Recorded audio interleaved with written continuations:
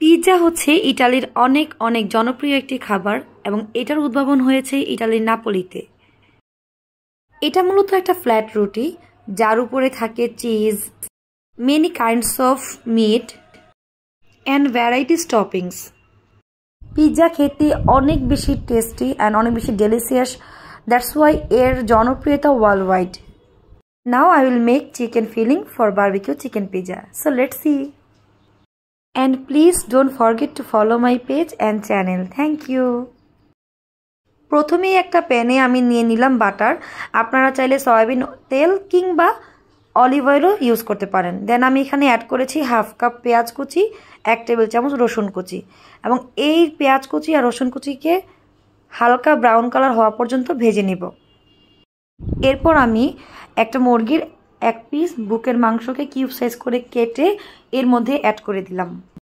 এবার আমি মাংসটাকে একটু ভালো করে ভেজে নেব। আমি আমার বাসায় সবসময় ঠিক এভাবেই চিকেনের ফিলিংটা তৈরি করে দেন পিৎজাটা বানিয়ে থাকি, আর যেটা কিনা খেতে আমার ফ্যামিলির সবাই অনেক পছন্দ করে, অলসো মাই বেবি। তো এরপরে আমি এখানে অ্যাড করে দিব 1 চা চামচ আদা রসুন বাটা। একটু নেড়ে চেড়ে এর সাথে দিয়ে দিব মরিচের গুঁড়ো। আপনারা আপনাদের পছন্দ অনুযায়ী কিংবা স্বাদ অনুযায়ী এখানে মরিচের গুঁড়োটা অ্যাড করতে পারেন, আর যদি বাচ্চাদের জন্য তৈরি করেন সেক্ষেত্রে চাইলে কিন্তু এটা স্কিপও করতে পারেন। এরপর আমি এখানে অল্প একটু গরম মশলার গুঁড়ো অ্যাড করব।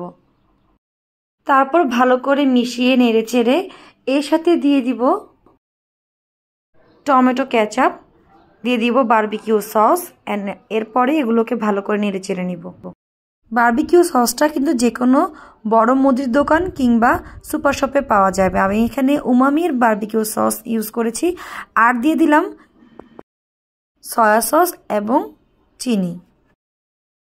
যেহেতু আমরা একটু স্পাইসি পছন্দ করি এজন্য একটু কাঁচামরিচ কুচি করেও দিয়ে দিলাম। ফর মোর টেস্ট আমি এখানে অ্যাড করেছি চিকেন পাউডার। এই চিকেন পাউডারটা কিন্তু অবশ্যই হালাল। সব কিছু চেক করার পর আমি অ্যাট লাস্ট ইউজ করলাম লবণ, কারণ যেহেতু আমি অনেকগুলো সস ইউজ করেছি এবং এই সবগুলো সসের মধ্যে কিন্তু লবণ থাকে। এরপর দিয়ে দিলাম আমি কিছুটা চিলি সস। সব শেষে দিয়ে দিলাম গ্রেট করে রাখা মজরেলা চিজ। আমি এখানে গুড লাইফের মজরেলা চিজটা ইউজ করেছি, আপনারা চাইলে যে কোনোটা ইউজ করতে পারেন। আই গেস আপনাদের এই রেসিপিটা অনেক বেশি ভালো লাগবে, অ্যান্ড প্লিজ আপনারা বাসায় সবাই অন্তত পক্ষে একবার হলেও এভাবে ট্রাই করবেন। সবাই ভালো থাকবেন, সুস্থ থাকবেন। আল্লাহ হাফেজ, আসসালামু আলাইকুম।